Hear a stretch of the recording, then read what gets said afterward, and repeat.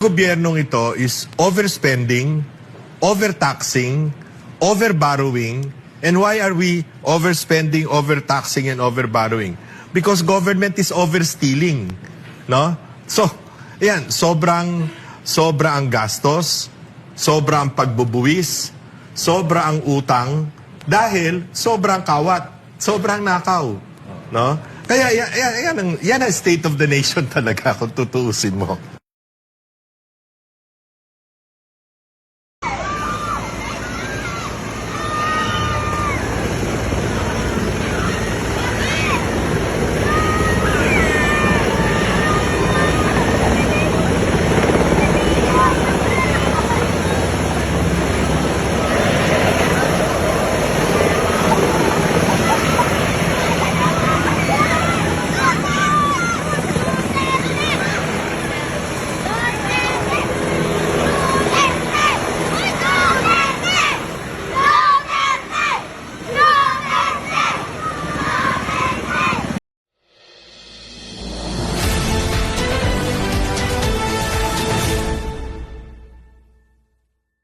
Yan na nga po mga kababayan, ultimo yung mga batang musmos ay Duterte pa rin ang laman ng puso't isipan. Ang saklap nito kay BBM, mga kababayan. Ang ating kanina na panood, medyo mga high school na po yun. Ito naman ngayon ay mukhang mga grade 1, mga kinder, di ba? Mga musmos. Ngunit kahit mga musmos ito mga kababayan, Duterte ang sinisigaw. Pero ang mga nakasakay, abay, si BBM. Ang saklap nito, talaga naman BBM. Ultimo yung mga chikiting hindi ka talaga mahal. Sabi nga ng isang nag-comment dito, no? Ha ha ha, real talk, sa helicopter na sila nalipay, dili sa nagsakay. Ang ibig sabihin sa Tagalog mga kababayan, real talk daw, sa helicopter po natuwa ang mga kabataan o yung mga musmos. Hindi sa nakasakay. Kasi po nang makita nila si BBM, abay, Duterte ang sigawan ng mga bata. Dahil itong si BBM ngayon mga kababayan, ay mayroon po siyang bagong aksyon na ginawa na hindi po katanggap-tanggap na naman. At nasa kumunoy na ito pong si Marcos Jr. At itong si Auntie Claire ninyo, mukhang hindi na alam din ang gagawin, oh. Nagdadial na. At ang matindi ngayon mga kababayan, abay itong Abante News Online, nag-fake news, nag-misinform, nag-fake news kay BP Sara. Grabe mga kababayan, ano ho? At ito ang pinakamatindi ngayon na bagong-bago. Ito na po, pumayag na itong si BBM, nabuksan daw po itong mga BIR box ni Vice President Inday Sara Duterte. Yan po ang ating pag-uusapan ngayon mga kababayan, ano ho? Bago yan ay panoorin po muna natin ang nabati po tayo dito ni Vice President Inday Sara Duterte. Courtesy of Boss Amik. Salamat sa iyo Boss Amik Ito, kani, kay kuya lang. Kani, kay kuya. Maraming salamat sa walang sawa na suporta ninyo at pagdarasal para kay dating Pangulong Rodrigo Duterte at syempre sa pamilya namin. Badong Aratiles Vlogs, KPL, Bistak Pilipinas, BMR Channel, Caitlin, Inday Bedak, Regina Morigon, Inday Nur Kasim, BMR Channel. Ayan mga kababayan, isa po tayo sa nabanggit ni Vice President Inday Sara Duterte, BMR Channel. Courtesy po yan ni Amik. Salamat sa iyo, Boss Amik ha. Grabe to si Boss Amik, sinama tayo. Salamat talaga. Malaking bagay po yan dahil isa po tayo sa nananalangin kay Tatay Digong ng kanyang kaligtasan at makauwi po sana dito sa ating bansa mga kababayan. Ayan. Yan po mga kababayan ha. Salamat sa iyo, Boss Amik, sa isinama mo ang aking pangalan, ng aking channel dyan. Ano? Thank you, Boss Amik. At yan lang naman po ang ano natin kasiyahan natin dahil tayo po dito ay hindi po bayaran kailanman mga kababayan. Organic, prinsipyo po ang ating pinaglalaban. Ano ho? Katulad nga po nitong ginawa kong FB page, ano? Ito po yung pangalan niya, no? Duterte Principles. Ang ibig sabihin po niyan mga kababayan, pag Duterte Principles, may tapang at malasakit. Malasakit po para sa mga dapat pagmalasakitan sa mga maliliit, sa mga mahihirap, at tapang naman, tapang harapin ang mga malalaking problema sa ating bayan. Kahit ito ay, yan na nga, maging katapat nito ay makukulong si Tatay Digong, pahihirapan, kahit ito si VP Inday Sara, walang kasalanan. Ito na ngayon, mga kababayan. Pero wag po kayo malungkot. Dahil ang ating pag-uusapan ngayon, itong si Marcos Jr., tila nasa kumunoy na po sa kanyang pamumuno. At hindi na po niya ito matatakasan. Papunta na po siya sa kumunoy, mga kababayan. Siya na po ang sariling naglulubog sa kanyang sariling kalagayan. Dito po sa kanyang ginagawa ngayon na paglalantad ng BIR ni VP Inday Sara, mga kababayan. Yan po lahat natin pag-uusapan. Samantala, salamat po muna sa lahat ng mga nagla-like, nag-share at nag-subscribe sa aking channel kung bago pa lang. Ngayon po kabayan, kung hindi ka pa po nakapag-like dito or nakapag-follow sa BMR POV, baka naman pwede rin po mga kababayan, paki-follow nyo po yan, ano? Dahil Duterte supporters or principal din po yan. Okay? Sa FB naman po yan mga kababayan, backup channel natin. Kasi yung ating isang channel sa YouTube, hindi pa namumonetize, hindi pa tayo masyado makapag-arangkada doon. Okay mga kababayan? May problema, nagka-problema kasi. Okay, ito na po. Ito po ang bumulaga sa atin ngayon mga kababayan. Mukhang pinayagan na po. Ito balita ni Sheena Torno, no? Ng SMNI News Online. Bubuksan na ba? Na turn over na sa Senate Impeachment Court ngayong Huwebes, Hulyo at 30 ang mga kahon-kahon na naglalaman ng tax at bank records ni Vice President Sara Duterte. Kasunod ito ng ipinalabas na subpi na kamakailan ng impeachment court upang isumiti ang mga financial records na gagamitin bilang ebidensya kaugnay ng Article 2 ng impeachment case na tumatalakay sa umano'y hindi may paliwanag na yaman ng Vice Presidente. Yan po yan mga kababayan, no? Yan po yan, yung mga kahon-kahon na BIR records or tax records ni VP Inday Sara. BIR box mga kababayan, no? Ito po yung balita niyan mga kababayan. Balita po yan dito natin. The Bureau of Internal Revenue has submitted the tax records of Vice President Sara Duterte and her husband, Attorney Mans Carpio, before the impeachment court.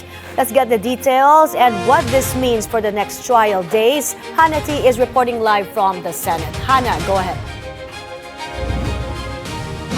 My President Ferdinand Marcos Jr. has authorized the release of Vice President Sara Duterte's tax records to the Senate Impeachment Court, clearing a key requirement under the country's tax code. Some representatives of the Bureau of Internal Revenue arrived here this morning with boxes of documents as they confirmed that they secured the President's approval before submitting the documents to the Senate. The records were turned over to the Office of the Clerk of Court before the 9 a.m. deadline set by the Impeachment Court. The submission includes the tax records of VP Sara, her husband Attorney Mans Carpio, as well as corporations allegedly linked to the couple. The documents were produced in compliance with a subpoena issued by the Senate Impeachment Court as part of its proceedings on the second article of impeachment, which involves allegations of unexplained wealth of the VP. But the court had earlier made it clear that its subpoena alone was not enough to allow the release of tax records. In its July 20 ruling, the impeachment court cited the National Internal Revenue Code, which strictly limits access to taxpayer records. Under the law, such records may only be disclosed under specific circumstances, including upon the President's order, with the taxpayer's waiver, or through certain foreign tax requests with presidential approval. With the President's authorization now secured, the BIR was able to legally comply with the court's subpoena. For now, the records are being inventoried and processed by the Office of the Clerk of Court before copies are released to both the House Prosecution Panel and VP Sara's defense team. Hannah, may details na ba kung pati ba yung mga bangko at pati ang AMLAC ay nag-comply din sa subpoena? Regarding sa compliance ng mga yan sa subpoena ng Senate Impeachment Court, we've yet to hear from Senate Impeachment Court spokesperson Attorney Reggie Tonggol. Pero next week naman, it is expected that they will tackle more about the alleged misuse of confidential funds of the Office of the Vice President with more testimonies from new witnesses, including from Commission on Audit officials. Hannah, so next week we're expecting COA officials to testify Siguro ang pakay ng prosecution is to establish paper trail and kung saan ba ginamit yung pera, no? Yung hundreds of millions of pesos na na-establish na kahapon that were withdrawn from Land Bank by the Office of the Vice President and the DepEd. Tama yan, May, no? At matatandaan din natin na dati na rin pinatawag ang COA sa ilang House proceedings mula pa noong 2022. At isa sa mga inaasahan natin ay yung pag-authenticate at yung pag-explain ng audit findings nga ng COA pagdating doon sa confidential funds ng OVP at ng DepEd. Yan ay simula August, which is next week, pagdating ng Day 11 ng impeachment trial ni VP Sara. Back to you, Mai. Thank you, Hanati. Report. Sige. Ayan po ang inyong gawin, ano ho? Sa kabila ng kahapon, mga kababayan, di ba? Wala po silang napatunayan. Tingnan natin, illegal ba itong pag-withdraw? Pagka sinabi pong unusual, hindi pangkaraniwan, hindi po ba? Yes, sir. Kapag sinabing suspicious, ibig sabihin kahinahinala. Apa, sir. Wala po kayong nakitang kahinahinala, hindi po ba? Wala naman po. Opo, ibig sabihin hindi po illegal. Wala naman. Ang ano lang po kasi namin is yun sa check and cash. Opo, ibig sabihin wala pong illegal. Wala po. Nakita. Okay, maraming salamat po. Kita nyo, mga kababayan, wala pong illegal. Unusual lang naman eh. Kasi nga, malaki, di ba? Hindi po yung ganong kalaki, hindi po yung madalas na ganong kalaking transaksyon. So wala pong illegal dito, mga kababayan. Pero kahit walang illegal dito, ang patunog nila talagang nakapuntos na sila, di ba? Na illegal talaga, mga kababayan. Tingnan nyo kasi Senator Robin, hindi abogado, pero pag nagtanong, mas malupit pa sa abogado, mga kababayan. Mas lalong nagiging bobo yung mga kasamahan nila dyan na walang background tungkol sa pagka-abogado eh. Lalong nag-iiyakan dyan eh.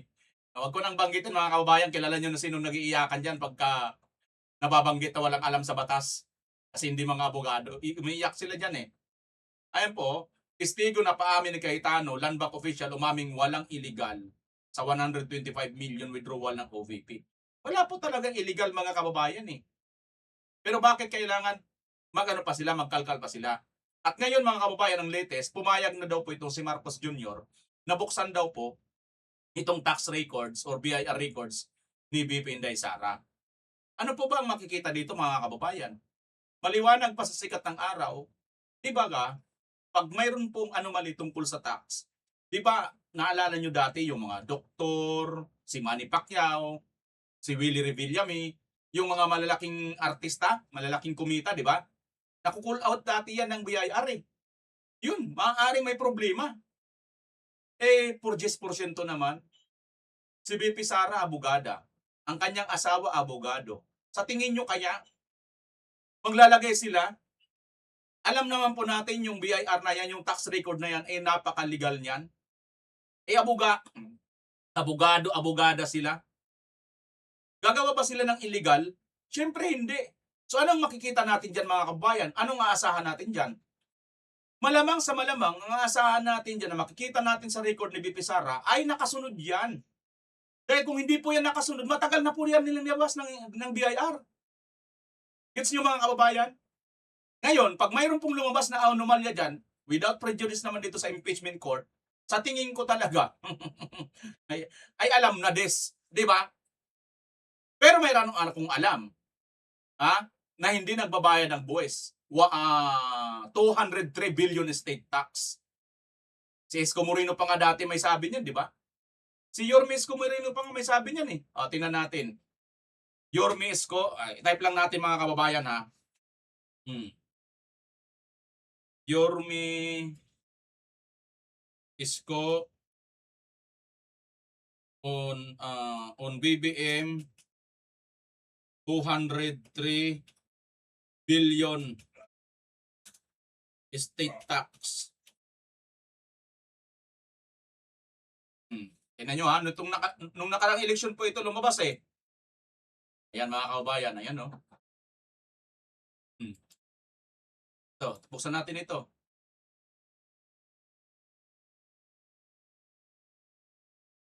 Pay 23 billion estate tax now, Isko tells Marcos Jr.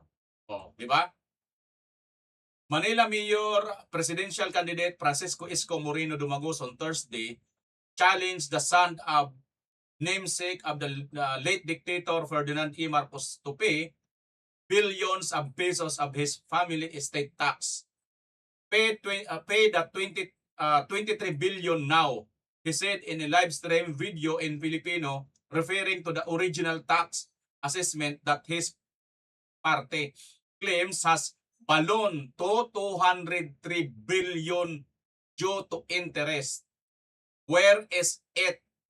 He asked, adding that the tax lusot had long been resolved. Ayan, Marcos.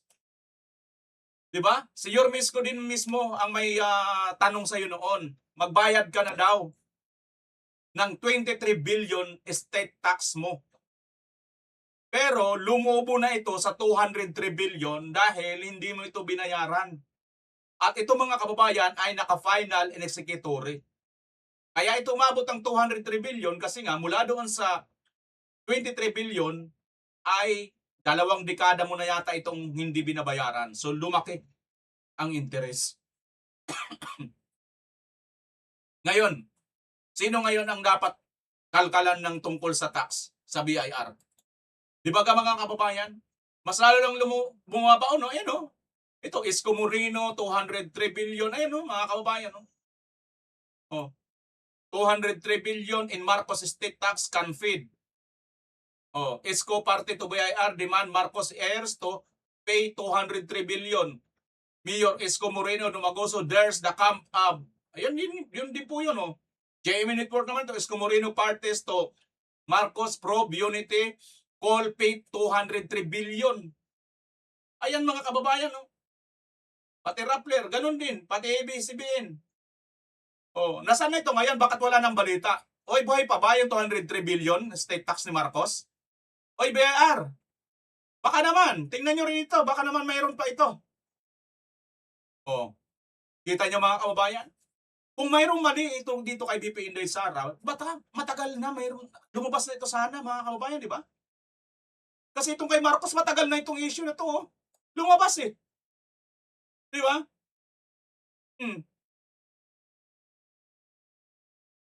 Ayan o. Tingnan natin itong isang balita na ito. Kailan pa ito nangyari, mga kababayan? Ito pala oh. Ito oh.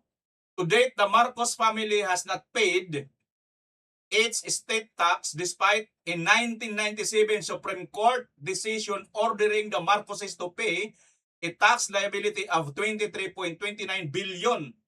Retired Supreme Court Justice Antonio Carpio said that penalties in the decades that Marcos heirs filed to pay the debt have been the amount balloon to 203 billion. Tingnan nyo ha. Di ba itong si Carpio paipal ito ngayon? Carpio, bakit hindi mo na ito ipalan ngayon si Marcos? Pang-eleksyon ka lang ba? Ayan o.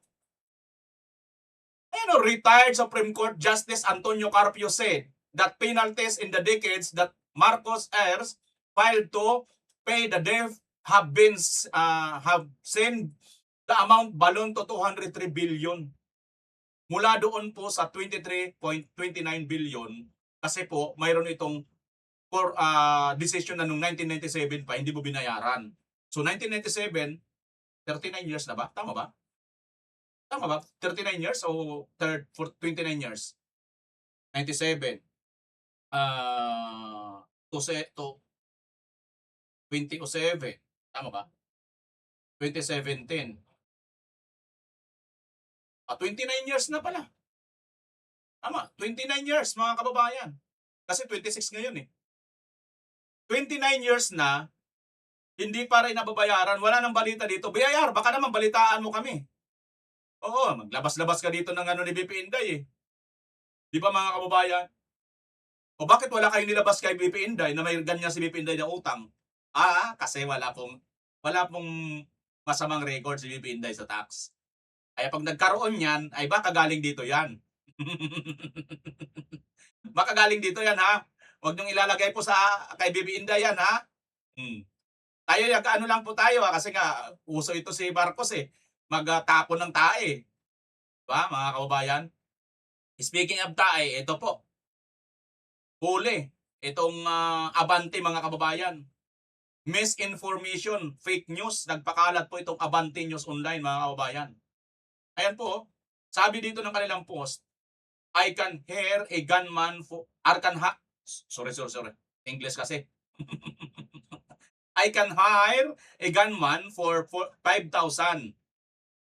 Inamin ni Vice President Sara Duterte sa Free Duterte Now Rally sa tapat ng International Criminal Court ICC kung gaano kadali mag-hire ang gunman sa Pilipinas sa halagang 5,000 lamang.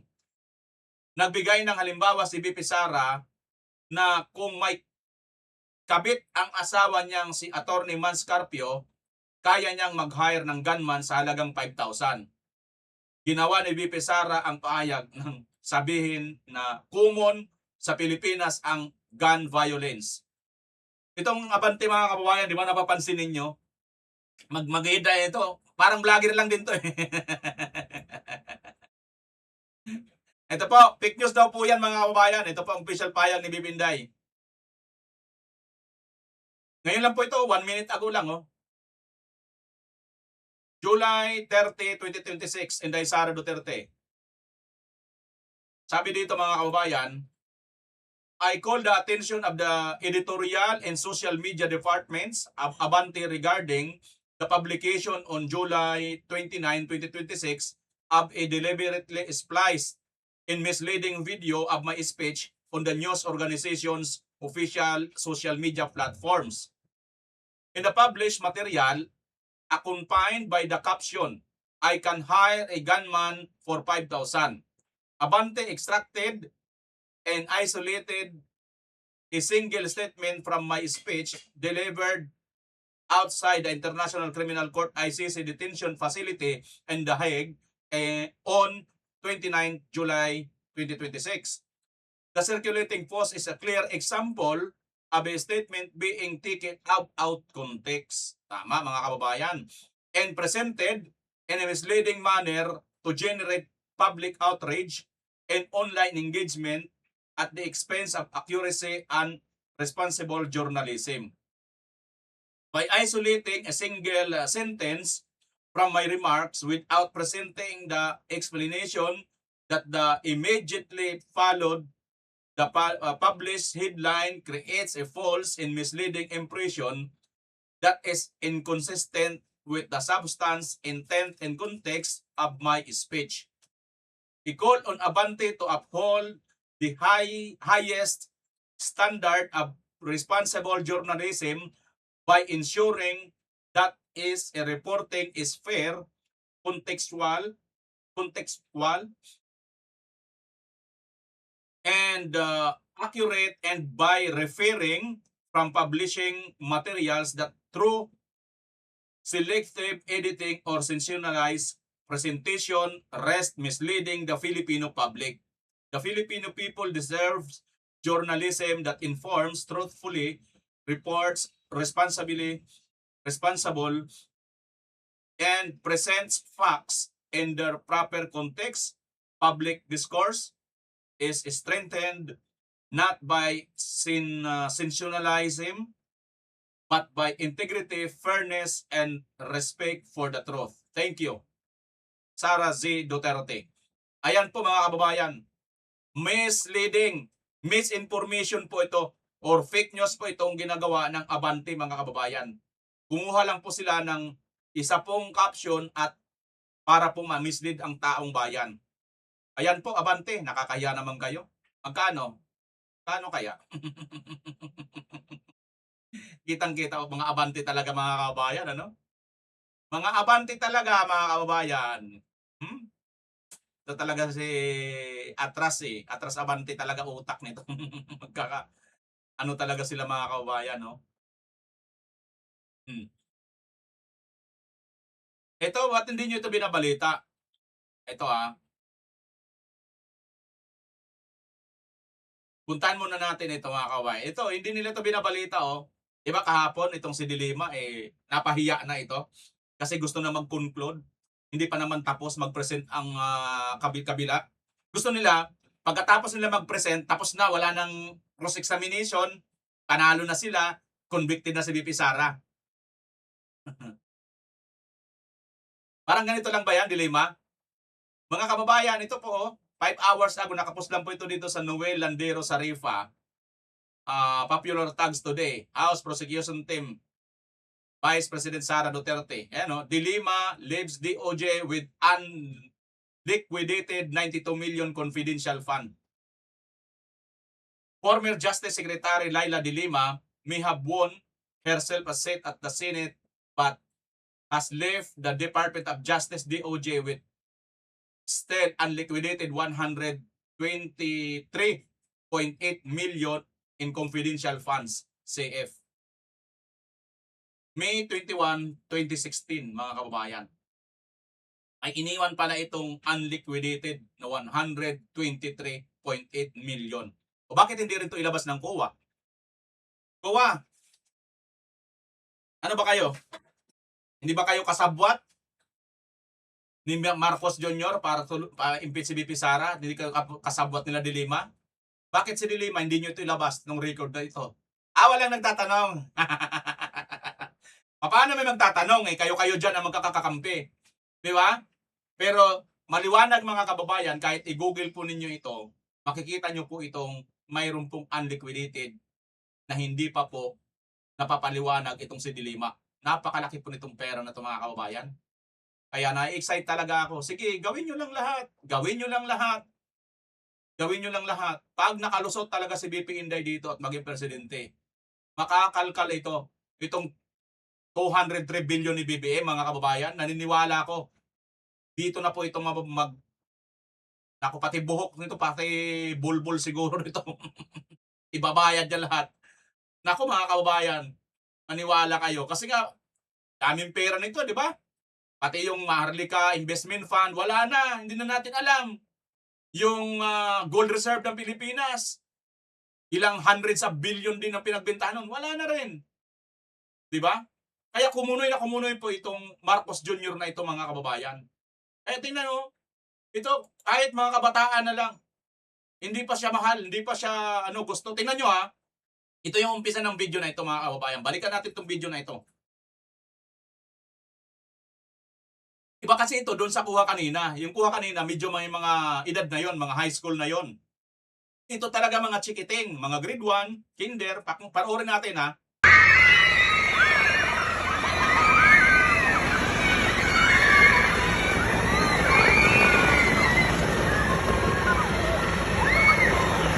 Tuwan-tuwa yung mga bata, di ba? Ayun Kalinan National High School. Ito rin yung kanina, di ba? National High School. So dito sa National High School, may mga maliliit din palang mga bata, may mga elementary.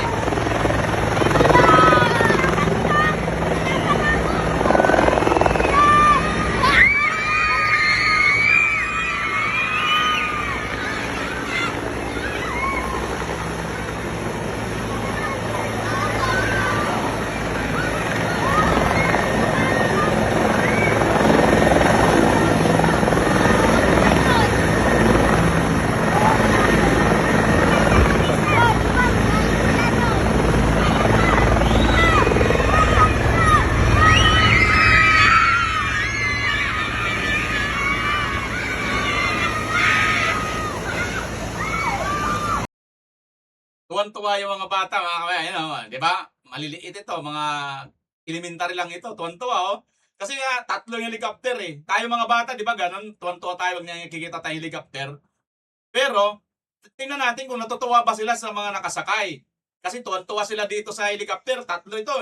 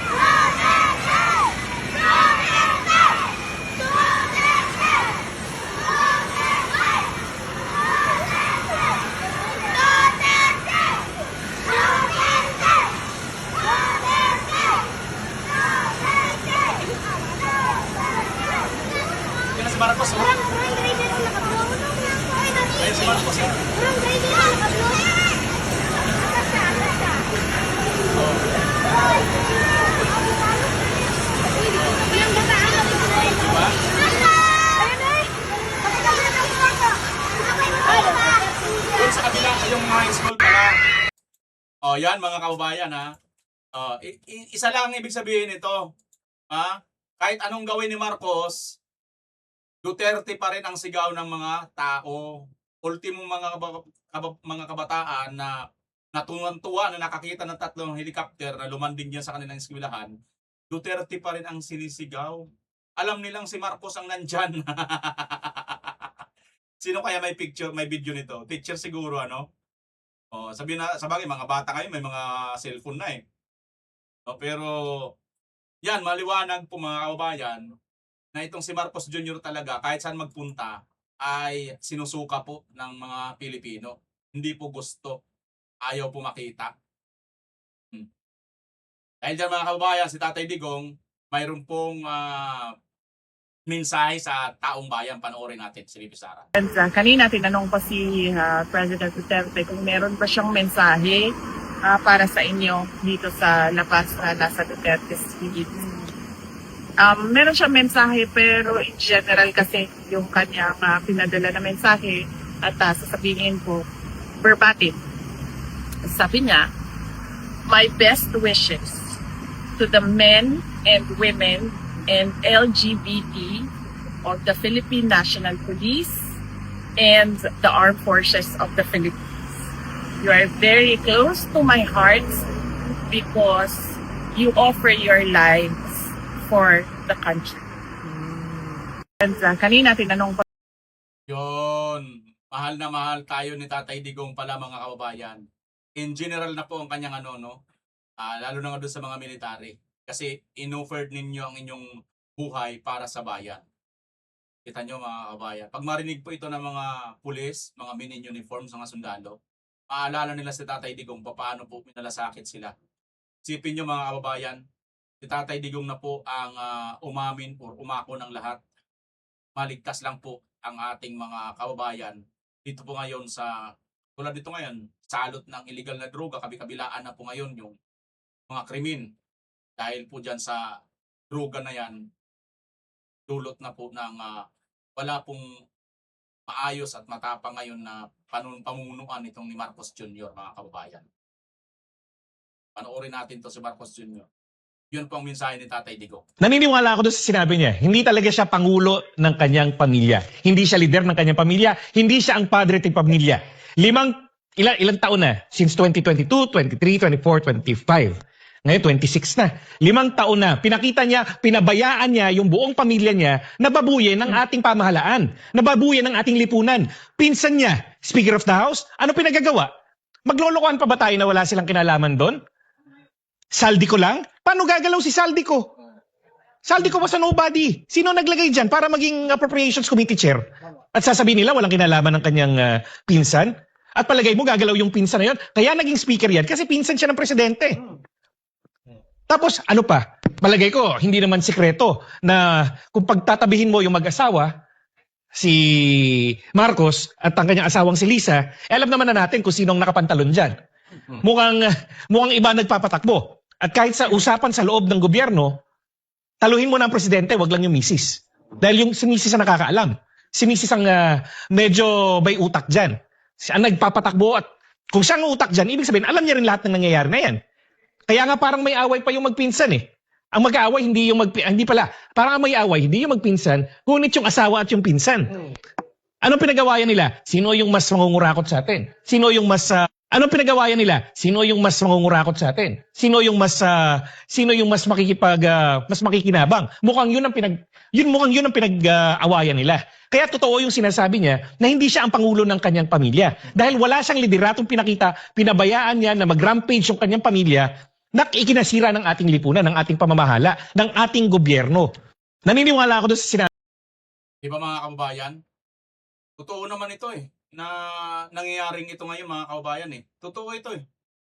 Sa tingin ko talaga, itong ginagawa nila ngayon na pag kunwari, ito sinabi ni BBM na kinakasuhan na ito si Martin. Alabas lang po yan mga kababayan. Bakit kamo? Di ba yung 18 Marines, galing doon sa kanila yung mga ebidensya ginagamit dito kay Martin. Di ba mga kababayan, naalala niyo yun? Pero ang problema ngayon, ito ring mga 18 Marines ngayon, ay tinambakan din ng kaso nito pong mga taga-DOJ. At kung saan-sang lugar, sa Caloocan, Pasig, basta kinalat po nila sa buong Pilipinas, mga kababayan. Talagang pinapahirapan nila. Mantakin mo yun, ang ombudsman, ginamit ang mga testimonya nito pong mga 18 Marines para makasuhan itong si Martin. Pero ang DOJ naman, kinakasuhan ng cyber libel at perjury itong mga 18 Marines. Now, mga kababayan, naalala ko tuloy yung sinasabi ni Tatay Digong. Kailan ba yung na reaksyonan natin? Kahapon ba yun? Nang ginagawa po ng mga akusado noon sa mga pulis, ang mga suspect, mga nahuli sa illegal na droga, ay ang gagawin nila, mga kababayan, magpapaano sila yung pag sinampahan sila ng kaso, ang mangyayari ngayon, pag sinampahan sila ng kaso, ay tawag dito, yung sasampahan din nila, magka-counter case sila. Parang ganito ngayon ang lumalabas, mga kababayan, ano? Baka mas mauna pa ma-convict, mauna pang mag-prosper ang kaso dito po sa 18 Marines kaysa doon kay Martin Romualdez. Ang nangyari pa, kasi perjury, ang nangyari pa, pag napatunayan ng perjury, wala na. Bagsak na po yung kaso doon kay Martin. Kasi ito pong mga 18 Marines, mga sinungaling pala, sasabihin nila, di ba? Ganyan po yan, mga kababayan. Ito bigyan ko kayo ng example. Di ba si Madriaga, kinasuhan ni BP Inday Sara ng perjury. Pero hanggang ngayon, wala pa tayong naririnig na lumalabas na desisyon, di ba?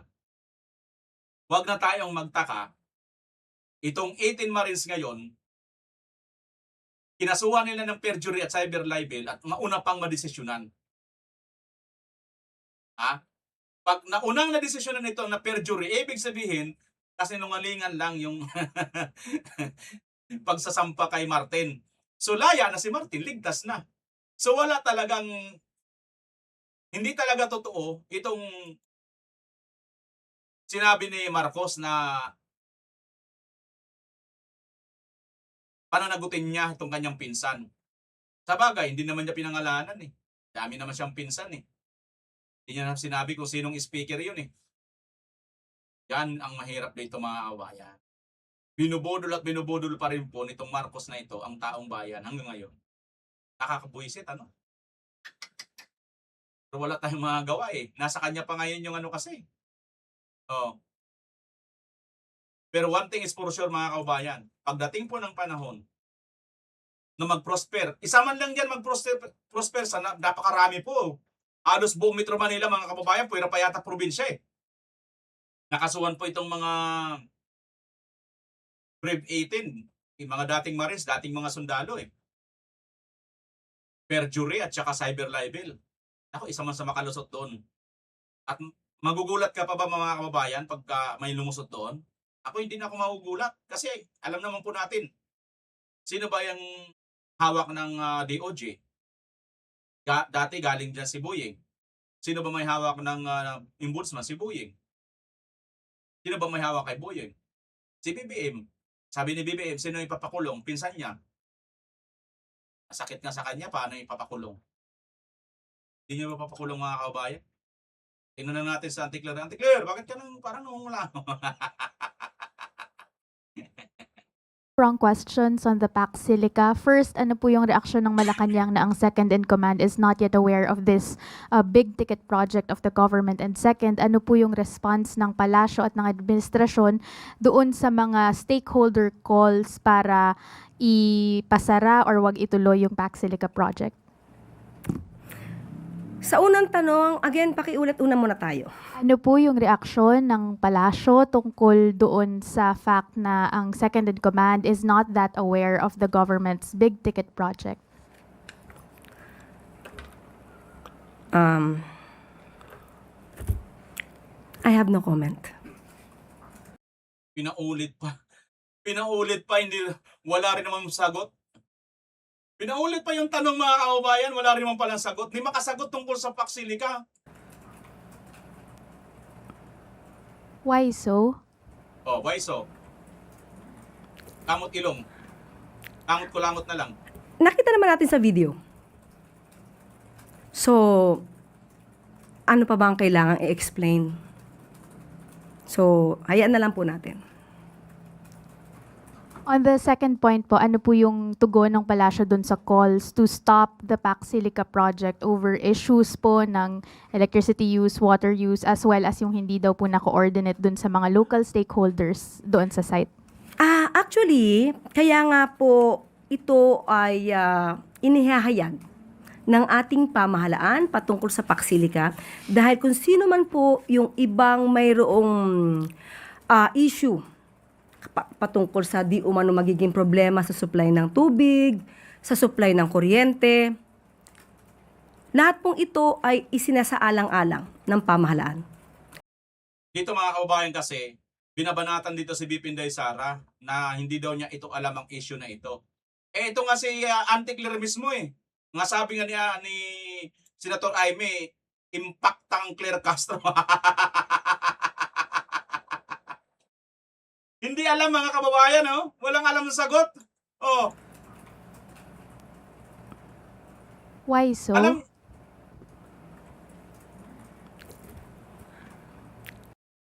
niya ang issue pero hindi niya alam ang sagot mga kababayan, no? Tapos si BP Inday Sara sasabihin ninyo hindi niya alam. Ito nga mismong si tagapagsinungaling ng Pilipinas eh. Si Impactang Claire Castro sabi ni Super Ate. Ganda ng tawag doon. Hindi niya rin alam. Alam niyo mga kababayan, napakadelikado po nitong PAC Silica. Ayaw lang po natin i-topic kasi nga, alam niyo nakikita ko lang dito, bukod dun sa racket na pinapatunog nila, dalawa ito, isa ito sa mga diversionary tactics nila para mawala po tayo doon sa issue, sa flood control. Pero hindi po natin pwedeng iwanan ng flood control mga kababayan. Dito po nakakumunoy po sila rito eh. Dito po tayo mag-angkla sa kumunoy mga kababayan sa flood control. Ha? Pag po tayong aalis sa flood control. Sa kagustuhan ng prosekusyon na siraan ang pangalan ni VP Sara. Isa pa ito mga kababayan ha, tungkol dito sa impeachment, isa pa yan sa ginagawa nilang pang-ano kay VP Sara para issue para malihis ang atensyon ng taong bayan. Oh. Sa mata ng publiko, mismong ang kanilang mga testigo na rin ang nagpapabagsak sa kanilang argumento. Mantakin ninyo isang tanong lang mula sa defense team. Tinanong lang ni Attorney Powa kung yung paglabas ba ng malaking halaga ng pera mula sa bangko at idaan ito sa exit door ay unusual. Ito po ay para sa seguridad. Wala na pong ibang naging tanong ang defense team. Sa haba-haba at sa dami-dami ng itinanong nitong prosecution panel, bumagsak po sila sa isang katanungan lamang ni Attorney Mike Powa. Habang tumatagal ang impeachment trial, mas lalo kong nakikitang tila desperado ang House prosecutors na gawing eskandalo ang mga bagay na para sa akin, hindi naman nila napatutunayang illegal. Unusual, backdoor, fire exit, paulit-ulit nilang binabanggit ang mga salitang ito. Para saan? Para magkaroon ng viral clips? Para magkaroon ng magagandang soundbites? Para magkaroon ng maiinit na headlines sa mainstream media? O para kumbinsihin ang publiko kahit wala pang malinaw na ebidensya? Ang tanong ko, nasaan ang opisyal na audit finding ng COA na nagsasabing ninakaw ang pera? Nasaan ang dokumentong nagsasabing may nawaldas? Nasaan ang ebidensyang direktang nagtuturo na may napunta sa personal na bulsa ni Vice President Sara Duterte? Sa aking panunood ng paglilitis, wala pa akong nakikitang ganoong klaseng ebidensya. Maraming hinala, maraming interpretasyon, maraming insinuation. Ebidensya.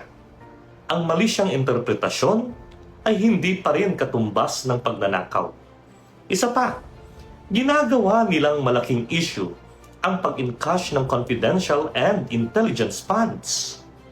Hindi ba't ang ganitong pondo ay karaniwang dinidisburse sa cash dahil sa kalikasan ng operasyon ito? Kung malaking halaga ang ini-encash, hindi ba't ang mas mahalagang tanong, ay saan napunta ang pera at may ebidensya bang ninakaw ito? Doon tayo tumingin. Hindi sa laki ng cash, hindi sa salitang unusual, hindi sa backdoor, hindi sa fire exit. At ito pa, kung totoo ngang kahina-hinala ang simpleng pag-encash ng confidential and intelligence funds, bakit tila nakatuon lamang ang lahat ng atensyon sa Office of the Vice President?